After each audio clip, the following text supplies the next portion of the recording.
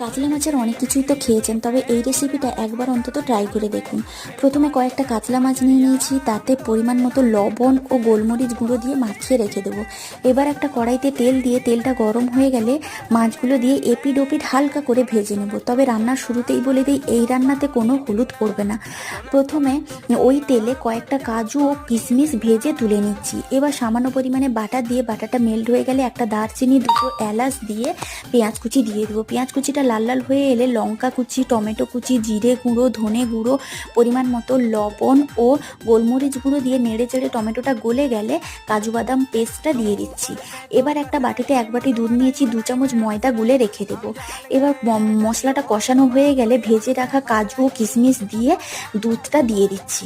এবার ভেজে রাখা মাছগুলো দিয়ে গ্রেভিটা যখন হয়ে আসবে, পরিমাণ মতো লবণ ও একটুখানি চিনি আর গরম মশলার গুঁড়ো দিয়ে তৈরি হয়ে গেল ক্ষীরোদ